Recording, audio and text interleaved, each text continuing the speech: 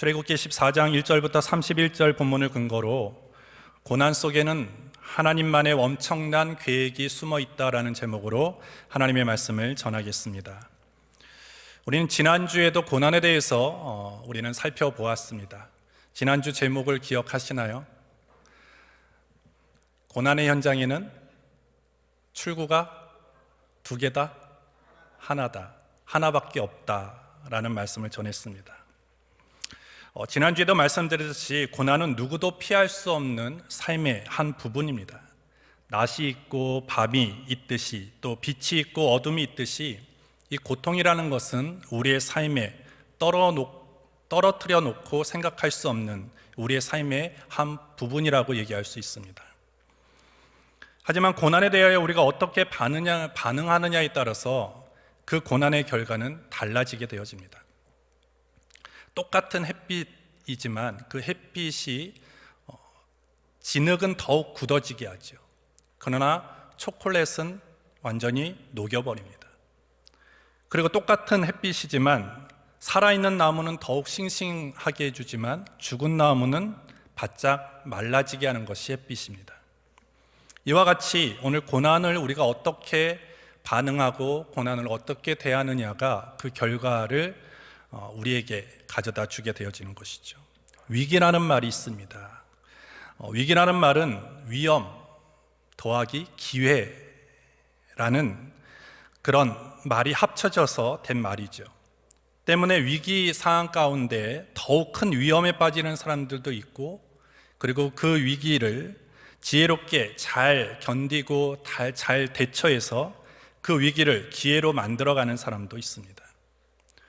오늘 창세기부터 요한계시록까지 우리가 읽어보면 하나님께서 쓰셨던 사람들의 모든 사람은 한 사람도 죄 없이 모든 사람의 공통점이 있습니다. 그것은 하나님의 계획과 역사 가운데 참여했던 사람들은 모두 다 위기와 고난이란 시간이 있었다라는 것입니다. 즉 광야의 시기, 고난의 시기를 겪지 않고는 어느 누구도 하나님의 일꾼으로 사용되지 못했다라는 것입니다. 그렇다면 오늘 왜 하나님께서 하나님을 사랑하는 우리들에게 하나님이 고난을 가져다주는 이유는 이미 답이 나와 있습니다. 그 이유는 뭐냐면 우리를 고난을 통해서 더 성장시키고 또 성숙시켜서 하나님의 나라와 그리고 하나님의 의를 위한 위대한 하나님의 도구와 일꾼으로 우리를 사용하시기 위해서 우리를 고난과 시련과 위기 가운데 두신다라는 것입니다. 그렇기 때문에 오늘 우리가 그와 같은 사실을 잘 알고 이런 위기와 고난을 잘 대처해서 죽어버리는 그런 인생이 아니라 그 고난을 통해서 다시 우리가 생명력을 얻고 더 담대하고 더 용기 있는 그런 하나님의 일꾼으로 나아가야 될 줄 믿습니다. 그렇다면 오늘 고난과 위기가 우리에게 어떤 의미를 가지고 있고 또 어떻게 하면 고난과 위기를 이기며 살아갈 수 있는지 대해서 오늘 출애굽기를 통해서 잠시 살펴보고자 합니다. 첫 번째로 우리는 고난과 위기 앞에서 고난 속에는 하나님만의 엄청난 계획이 숨어 있다는 것을 믿어야 하는 것입니다. 출애굽기 14장은 이스라엘 백성이 홍해를 건너는 역사적인 사건을 기록하고 있습니다. 오늘 이 자리에 모여있는 우리 모든 청년들과 성도들 중에 아마 홍해 사건을 모르는 사람은 거의 없을 줄로 압니다. 애굽에서 노예 생활하던 이스라엘 백성이 하나님의 10가지 재앙을 내리셔서 바로에게 노임을 받아 드디어 탈출을 하게 되어집니다. 이스라엘 백성이 애굽을 탈출할 때 아마 그 기분은 이루 말할 수 없을 것입니다. 400년이라는 정말로 긴 세월 동안에 노예로 살던 그런 상태에서 자유를 얻고 그런 자리에서 벗어났으니 그들에게 있어서 그것이 얼마나 기쁨의 일이고 얼마나 감격스러운 일이었겠습니까? 하나님께서 그 강팍하던 바로의 마음을 꺾으시고 그리고 자기 백성을 구원하시는 그 하나님의 놀라운 기적을 체험하면서 이스라엘 백성들은 한없이 감격하고 놀라고 기뻐했을 것입니다. 400년 동안 그렇게 부르짖고 기도했던 것들이 드디어 하나님이 우리의 기도를 들으셨구나, 우리를 이렇게 자유를 주셨구나 라고 생각했을 것입니다. 그런데 그것이 얼마 가지 않아서 그들의 이와 같은 감격과 기쁨이 두려움과 그리고 좌절과 공포로 바뀌어지는 그런 사건이 일어납니다. 오늘 5절부터 9절을 보시면 혹이 백성이 도망한 것을 애굽 왕에게 고하매 바로와 그 신하들이 백성에 대하여 마음이 변하여 가로되 우리가 어찌 이같이 하여 이스라엘을 우리를 섬김에서 놓아 보내었는고 하고 바로가 그 병거를 갖추고 그 백성을 데리고 갈새 특별 병거 600승과 애굽의 모든 병거를 바라니 장관들이 다 거느렸더라. 여호와께서 애굽 왕 바로의 마음을 강팍케 하셨으므로 그가 이스라엘 자손의 뒤를 따르니 이스라엘 자손이 담대히 나갔음이라. 애굽 사람들과 바로의 말들 병거들과 그 마병과 그 군대가 그들의 뒤를 따라 바알스본 맞은편 비하이롯 곁 해변 그 장막친데 미치니라. 그들이 이제는 애굽을 나와가지고 정말 기쁨과 감격 속에서 가고 있었습니다. 그런데 그들에게 어떤 일이 일어났냐면 홍해가 그들을 가로막고 있습니다. 그리고 주변에는 광야, 산으로 막혀 있는 광야가 있고, 그리고 뒤에는 특별 병거 600승과 그리고 애굽에 있는 모든 병거가 그들을 다시 잡아가고자 뒤쫓아오고 있는 상황이었습니다. 그런 현실과 그런 모습을 본 이스라엘 백성은 이제 우리는 죽었구나. 출구가 없습니다. 동서남북이 다 가로막혀 있는, 어디를 보아도 출구가 보이지 않는, 희망이 전혀 보이지 않는 그런 위기와 고난 앞에 직면해 있습니다. 오늘 우리에게도 인생을 살아갈 때 그러한 때를 만날 때가 있습니다. 전혀 사방에 문이 보이지 않을 때, 출구가 보이지 않는 그런 상황들을 우리가 겪을 때가 있습니다. 기대를 가지고 큰 꿈을 가지고 시작했는데 얼마 가지 못해서 숨 막힐 듯한 그런 상황 속에 내가 놓여져 있을 때, 희망을 가지고 출발했지만 절망적인 상황에 부딪히는 경우들을 우리는 종종 경험하게 되어집니다. 오늘 이스라엘 백성과 같은 그런 현실을 우리가 맞닥뜨릴 때가 있죠. 그러할 때 오늘 이스라엘 백성이 어떻게 합니까? 아마 이해가 되지 않았을 것입니다. 오늘 우리도 이해가 되지 않을 것입니다. 우리가 애굽에서 있을 때 하나님이 친히 건지셨고 하나님께서 우리에게 이러한 놀라운 일들을 행하셨는데, 그것도 오랜 시간이 가기 전에, 그것도 얼마 지나지 않아서 이런 큰 홍해의 위기, 그냥 바다만 가로막고 있는 것이 아니라 사방에는 어느 하나 소망이 보이지 않는 그런 캄캄한 절망의 상황 속에서 내모는 그런 상황 속에서 하나님이 왜 이러실까? 모든 것들이 이해가 안 될 수 있어요. 하나님께 속은 기분이 들 때가 있을 것입니다. 하지만 그러할 때 오늘 모든 것은 다 이해하지 못해도 좋습니다. 왜 하나님이 나에게 이러한 문제를 가져다 줄까? 왜 하나님이 나에게 이런 위기를 줄까? 왜 이와 같은 일에 내가 맞닥뜨려야만 하는가? 그 모든 것들을 다 이해하지 못해도 좋습니다. 그러나 우리가 꼭 분명하게 놓치지 말고 알아야 되는 것이 있어요. 상황은 이해하지 못한다 할지라도 하나님이 어떤 분이신가를 우리는 놓치면 안 되는 거예요. 하나님은 어떤 하나님이십니까? 하나님은 선하신 하나님이십니다. 하나님은 인자하신 하나님이십니다. 지난주에도 헤세드, 그 얘기를 하면서 하나님이 왜 이스라엘 백성들이 구하고 간구할 때 그 모든 간구를 들어주셔야만 했습니까? 하나님께는 인자가 있으시기 때문이에요. 그 영원한 인자의 하나님이시기 때문에 이스라엘 백성이 자신의 잘못으로, 자신의 실수로, 아니면 그렇지 않은 그런 이유로 인해서 고난을 당했을지라도 하나님 앞에 부르짖고 기도했던 그 순간에 하나님 그 인자를 베푸셔서 그들의 기도를 들어주셨다라는 것입니다. 따라서 우리가 고난 앞에, 고난의 현장 가운데 우리가 있을 때 분명하게 놓치지 말고 기억해야 되는 것은 우리의 하나님 아버지는 선하신 분이시다. 우리 하나님은 인자하신 하나님이시다. 그 인자하심이 영원하시다라는 것을 절대 잊지 않아야 하는 것입니다. 로마서 8장 28절에 우리가 알거니와 하나님을 사랑하는 자 곧 그 뜻대로 부르심을 입은 자들에게는 모든 것이 합력하여 선을 이루느니라. 애굽에서 나와서 홍해가 가로막고 있고 모든 희망이 보이지 않는 진퇴양난의 상황 속에서 이스라엘 백성은 그렇게 이해하지 못하는 상황들을 맞닥뜨리지만, 오늘 그 모든 것들이 우연히 일어난 것이 아니라 우리가 성경을 잘 읽어보면 그것이 하나님께서 그렇게 만드셨다라는 것입니다. 오늘 본문 1절부터 2절에 보시면 여호와께서 모세에게 일러 가라사대 이스라엘 자손을 명하여 돌쳐서 바다와 믹돌 사이에 비하이롯 곧 바알스본 맞은편 바닷가에 장막을 치게 하라. 이스라엘 백성이 탈출해서 잘 길을 걸어가고 있었습니다. 그런데 하나님께서 모세에게 이런 명령을 하시죠. 너는 이스라엘 자손에게 명해서 돌쳐라, 이렇게 얘기를 합니다. 돌쳐라는 것이 뭐냐면 오늘 이 돌치라는 이 단어 히브리어로 슈브입니다. 슈브는 뭡니까? 돌이켜라, 회개하라 라는 것입니다. 회개라는 것은 그냥 90도만 돌리는 게 아니에요. 45도만 돌리는 것이 아니라 완전히 방향을 180도 돌리는 것입니다. 잘 가고 있는 이스라엘 백성을 향해서 하나님께서 멈춰서 다시 그 방향을 180도 돌려서 바닷가로, 홍해가 있는 곳으로 가라고 말씀하신 거예요. 오늘 군사적인 여러 가지 상황으로 봐서는 도저히 이해 안 되는 상황입니다. 그냥 가야지요. 앞으로 전진해야지요. 근데 왜 하나님은 거기서 멈춰서 방향을 바꾸어서 그것도 바다를 향해서 가라고 했겠습니까? 도저히 이해되지 않는 일이지만 오늘 잘 보면요, 거기에는 하나님의 숨겨져 있는 엄청난 계획이 있다는 것을 알게 되어집니다.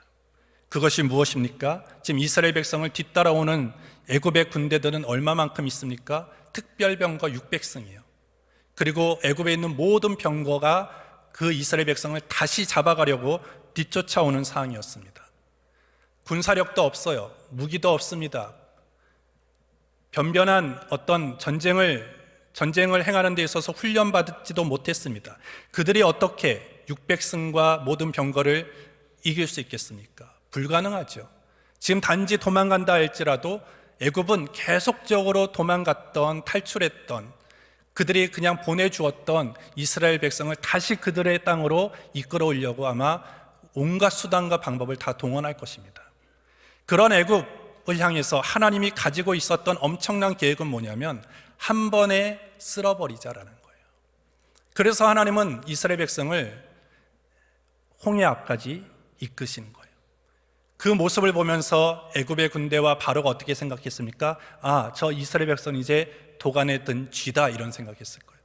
앞에는 바다, 옆에는 더 도망갈 수 없는 강이와 산이 막혀 있고 뒤에는 우리의 강력한 군대가 쫓아가니까 이들은 그냥 전혀 출구가 없는 도간에 든 쥐와 같은 존재이기 때문에 우리는 다시 그들을 잡아갈 수 있을 것이다 라고 확신했을 것입니다. 그러나 하나님의 생각은 아니죠. 하나님은 어떤 계획을 갖고 계십니까? 그들을 바다 가운데 그들의 있는 모든 군사력과 무기와 병거를 한순간에 바다에 몰살시키는 거였어요. 이스라엘 백성을 홍해 앞으로 인도하지 않았다면 그러한 일들은 만들어낼 수 없는 것입니다. 이와 같이 오늘 우리가 인생을 걸어갈 때 우리 앞에도 홍해와 같은 일을 만날 때가 있어요. 이해되지 않습니다. 어떻게 보면 이스라엘 백성이 홍해 앞으로 간 것, 그것이 그들이 자발적으로 간 것도 아니에요.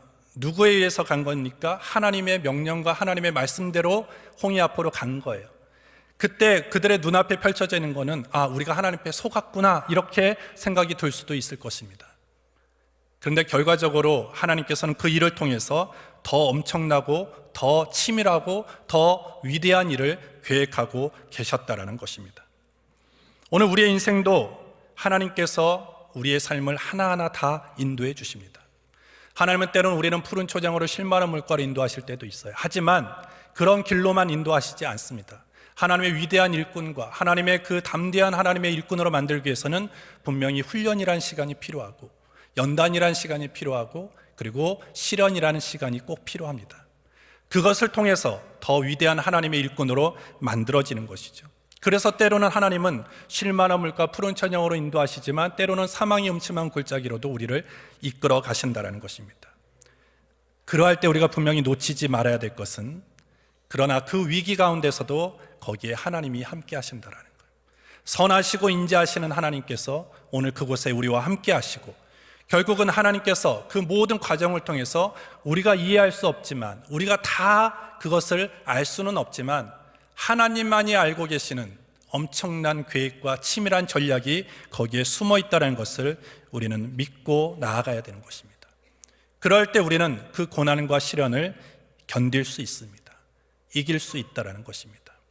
여러분들, 내 인생에 펼쳐져 있는 모든 것들이 내가 다 이해할 수 없는 거예요. 내가 다 그것들을 받아들일 만큼 다 우리가 그것을 다 받아들일 수 있는 그런 이해될 만한 일들이 아닙니다. 때로는 이해할 수 없고 도저히 상식을 뛰어넘는 일들이 있지만 하지만 하나님을 사랑하는 자녀들에게 주시는 하나님의 고난과 위기의 시간은 분명히 그 위기가 기회로 바뀌어지게 될 줄 믿습니다.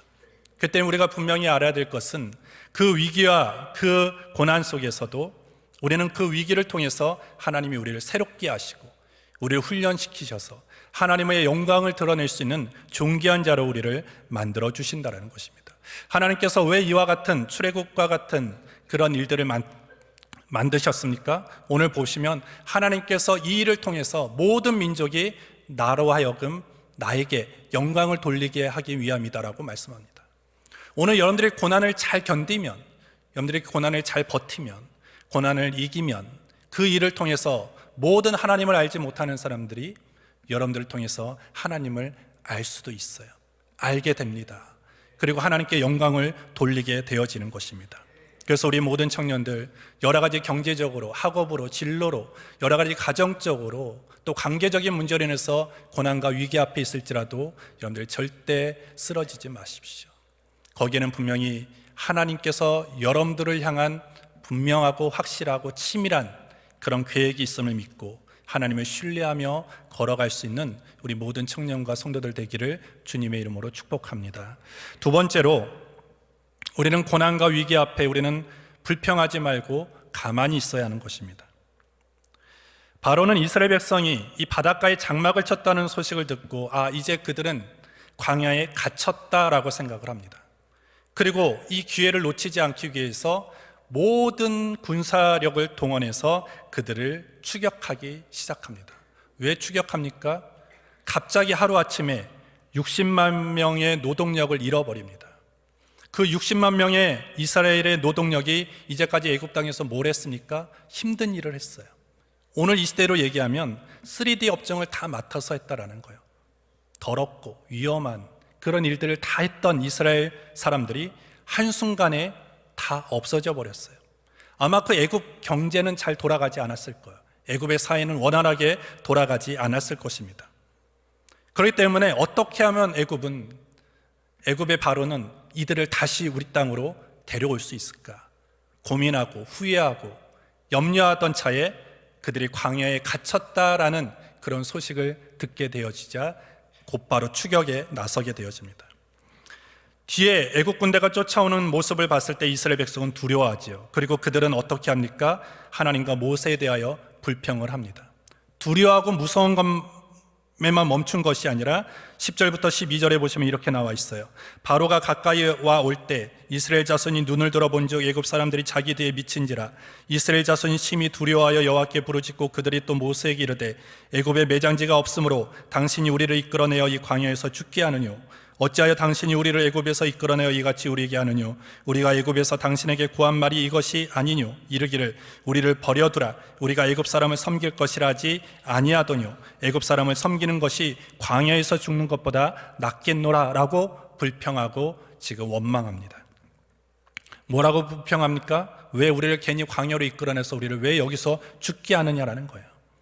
우리는 오히려 그냥 애굽 사람을 섬기면서 그냥 종으로 살은 것이 훨 낫다라고 얘기를 하는 것입니다. 이들이 고난과 위기 앞에서 보여주는 이스라엘 백성의 모습이 어떤 모습입니까? 완전히 믿음 없는 모습을 보여줍니다. 그리고 하나님을 대항합니다. 그리고 하나님께 불평하기 시작합니다. 오늘 이와 같은 이스라엘 백성의 모습이 우리가 고난과 위기를 당할 때 우리에게 종종 나타나는, 너무나 자주 나타나는 우리의 모습이라고 생각이 듭니다. 이스라엘 백성뿐만 아니라 오늘 이 자리에 모이는 저도 그렇고 여러분들도 그렇고 누구든지 이와 같은 상황이 우리가 처해지면 우리는 당황하게 되어집니다. 문이 안 보여요. 출구가 보이지 않습니다. 그렇게 되면 어떻게 됩니까? 사람들은 무리수를 쓰게 되어지고 그 처해져 있는 상황의 탓을 누구에게 탓합니까? 다른 사람에게 돌리죠. 누구 때문이다. 친구 때문이다. 부모 때문이다. 우리 상사 때문이다. 이런 얘기들을 하죠. 오늘 이스라엘 백성이 꼭 그러한 모습을 하고 있는 거예요. 얼마 전까지만 해도 자유를 주신 하나님을 찬양하면서 막 기쁨과 감격 속에 있던 이들이 이런 절박한 상황 속에 있으니까 그들이 어떻게 합니까? 하나님을 보지 못하고 도리어 하나님을 원망하고 불평하고 있다는 것입니다. 이러한 불평하는 이스라엘 백성을 향하여 하나님께서 뭐라고 말씀하십니까? 13절부터 14절에 보시면 모세가 백성에게 이르되 너희는 두려워 말고 가만히 서서 여호와께서 오늘날 너희를 위하여 행하시는 구원을 보라. 너희가 오늘 본 애굽 사람을 또다시는 영원히 보지 못하리라. 여호와께서 너희를 위하여 싸우시리니 너희는 가만히 있을지니라. 불평하고 원망하는 것이 아니라 너 가만히 있어라 이렇게 말씀하는 것입니다. 우리가 고난과 위기 앞에서 우리가 처해야 되는 자세는 뭐냐면 가만히 있는 것입니다. 그러면 가만히 있는다는 것이 무엇입니까? 아무것도 하지 말고 움직이지도 말고 어떤 시도도 하지 말고 그냥 그 자리에 있으라는 것입니까? 아니에요. 이 가만히 있으라는 것은 뭐냐면 첫 번째로 입을 다무라는 거예요. 입을 다물라라는 것입니다. 여러분들이 이스라엘 백성이 왜 광야에서 실패했습니까? 이제는 나왔어요. 그리고 그들이 출애굽한 1세대들이 가나안 땅에 들어가지 못합니다. 여호수아 갈렙을 제외한 모든 출애굽 1세대들은 다 광야에서 죽습니다. 죽은 이유가 뭔지 아세요? 원망과 불평입니다. 그토록 하나님의 기적과 하나님의 살아계심을 그들의 삶 속에서 매일매일 경험했던 적은 없어요. 매일 만나가 내립니다. 그리고 메추라기가 내려집니다. 얼마나 하나님의 은혜가 가득한 광야의 시기고 장소입니까?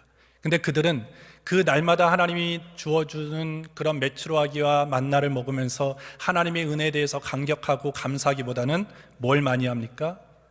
불평과 원망을 해요. 그래서 광야의 역사는 불평의 역사라고도 얘기를 합니다. 결국 이스라엘 백성은 광야를 지나면서 불평해요. 근데 불평은 뭘로 하는 거예요? 말로 하는 거예요.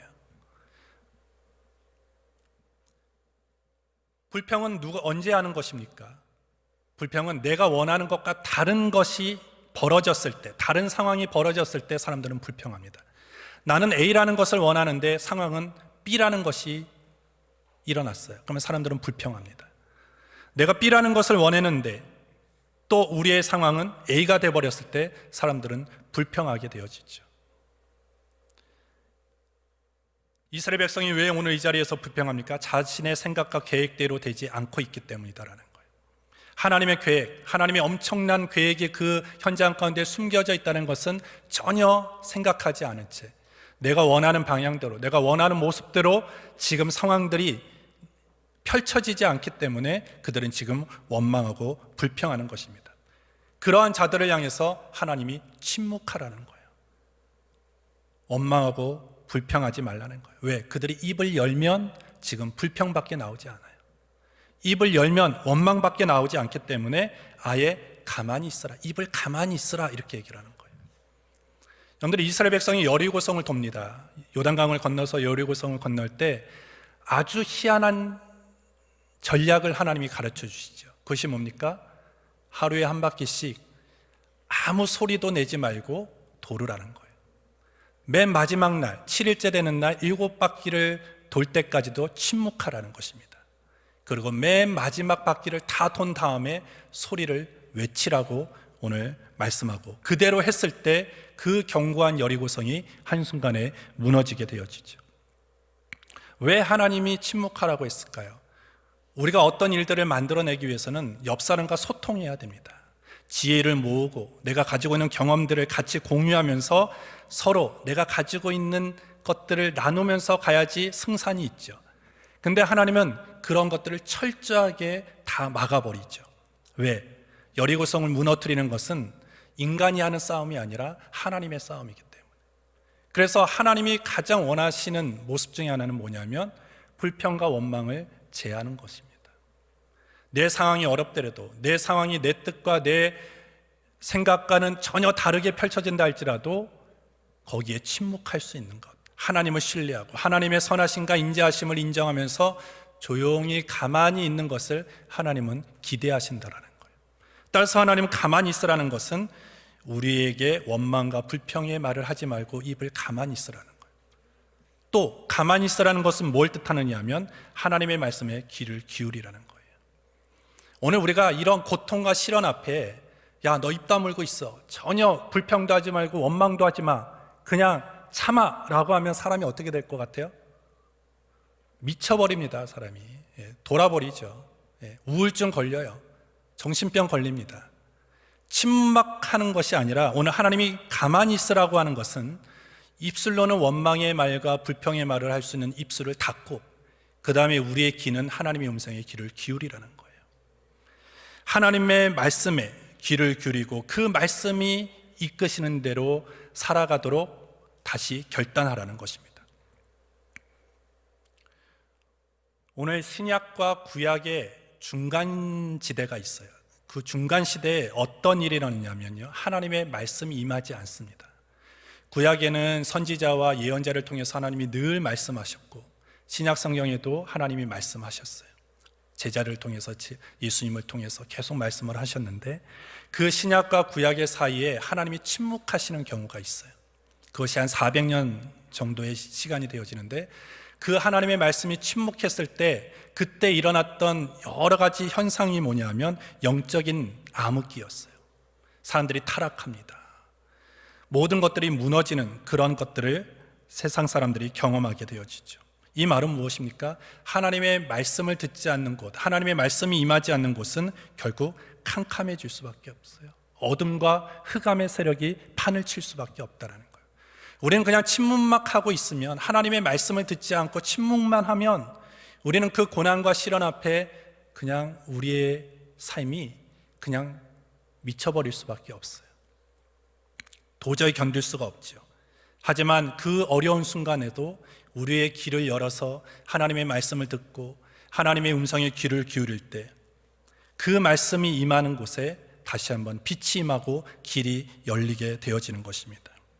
따라서 여러분들 개인의 삶에 위기가 올 때 여러분들 하나님의 음성을 들어야 돼요.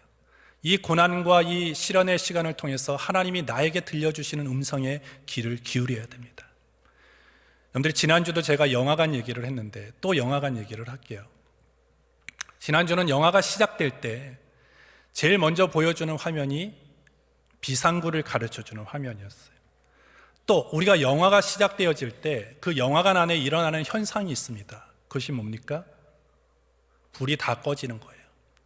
왜 불을 끕니까? 불 켜고 봐도 되는데 왜 불을 다 끄는 것입니까? 집중케 하기 위해서요. 그 화면에, 그 소리에 집중하게 하기 위함입니다. 여러분들 집에서 똑같은 영화를 가지고 집에서 보는 것하고 영화관에서 보는 것하고 달라요. 나중에 그 영화를 다 본 다음에 한번 설명해봐 그러면은 설명하는 것들이 다 다릅니다. 왜 그랬습니까? 얼마나 집중할 수 있느냐라는 거예요. 영화관에 불을 다 끈다, 캄캄함을 우리에게 주는 이유는 뭐냐면 한 곳에 집중하라는 거예요. 하나님이 왜 우리의 인생에 고난과 시련을 주는지 아십니까? 하나님의 음성에 집중하라는 거예요. 그 고난과 시련을 통해서 하나님이 나에게 말씀하시고자 하는 것이 무엇인지, 나를 향한 하나님의 계획과 하나님이 갖고 계신 그 엄청난 계획이 무엇인가를 듣게 하기 위해서 우리에게 그러한 시간을 주신다라는 것입니다. 그렇다면 오늘 우리가 그 어두운 시대를 빠져나오려면 어떻게 해야 됩니까? 하나님의 말씀을 들어야 돼요. 하나님의 말씀을 읽어야 됩니다. 하나님의 말씀을 늘 가까이 할 때 그 속에서 우리는 하나님의 뜻과 하나님의 엄청난 계획을 우리는 발견하게 되어지는 거예요.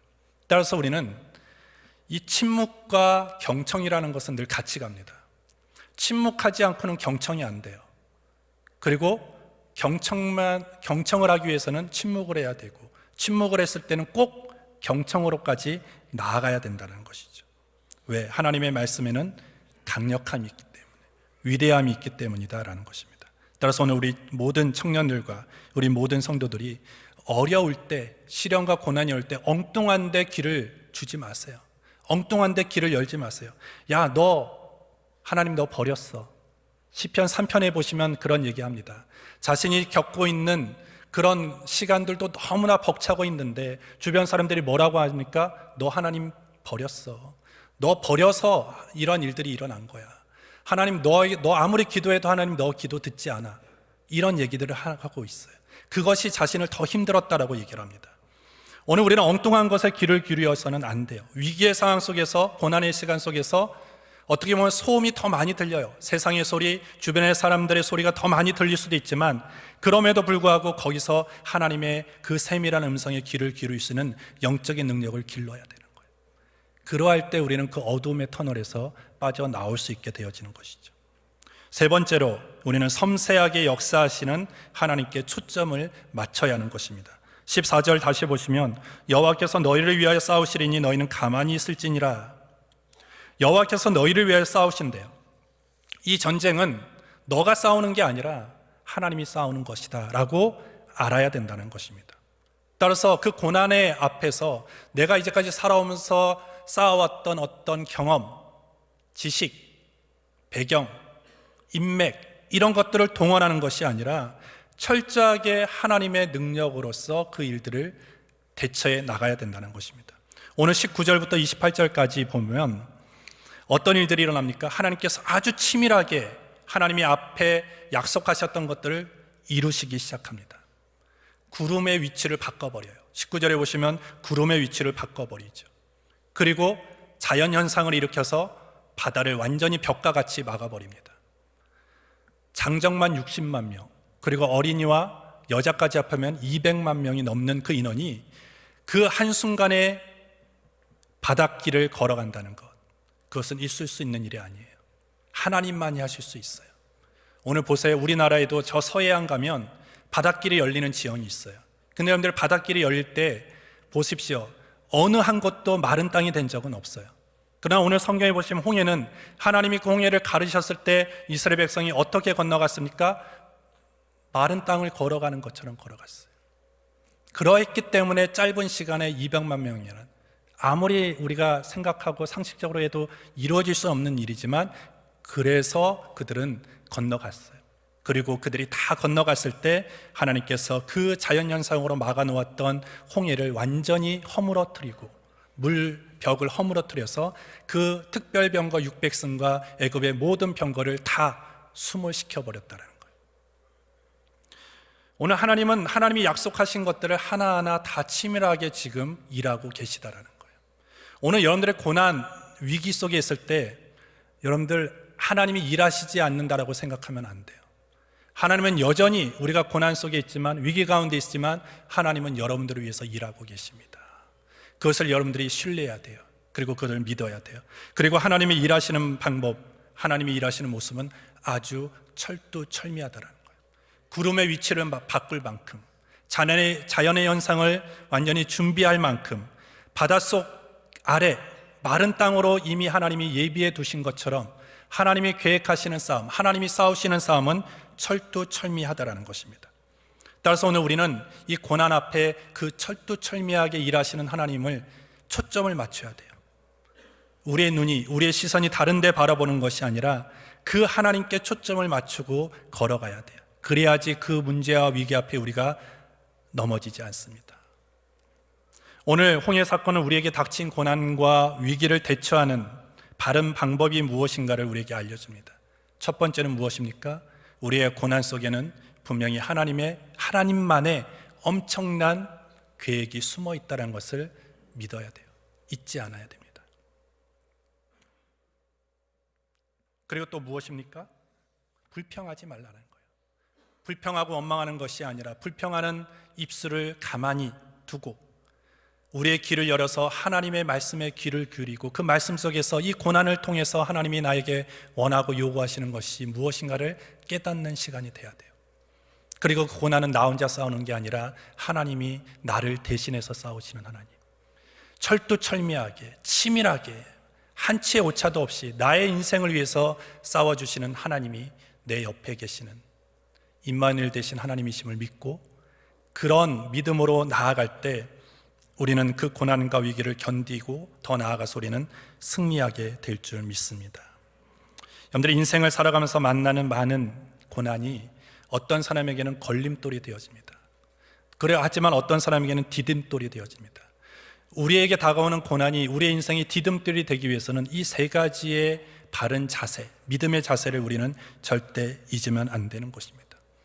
그러한 자세를 가지고 그리고 삶에 여러분들이 적용해서 실천해서 어떤 고난도 우리를 침몰하는 것이 아니라 모든 것들을 이기고 그리고 그 고난을 통해서 우리가 더 성장하고 성숙해서 하나님의 위대한 일꾼으로 더 아름답게 사용되어지는 모든 청년들과 성도들 되어지기를 예수님의 이름으로 축복합니다.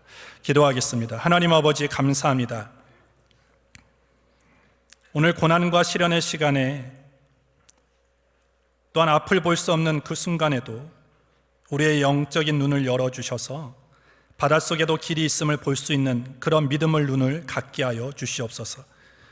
위기를 빨리 모면하기보다는 그 위기와 고난을 통해서 하나님이 나에게 원하시는 것이 무엇인지 그리고 그 속에 숨겨져 있는 하나님의 엄청난 계획이 무엇인가를 깨닫는 시간이 되게 하여 주시고 그 인생의 홍해 앞에서 우리가 원망하고 불평하기보다는 하나님을 신뢰하고 선하시고 신실하신 하나님을 신뢰함으로 하나님이 완전하게 일하시는 것들을 우리가 목도할 수 있도록 은혜를 더하여 주시옵소서. 하나님, 우리 앞에 있는 모든 고난, 그것이 우리의 인생의 걸림돌이 되지 않게 하시고 디딤돌이 되어져서 우리의 신앙과 삶이 이 고난과 위기를 통해서 더 성장하고 성숙할 수 있는 그런 기회가 되게 하여 주시옵소서. 예수님의 이름으로 기도합니다. 아멘.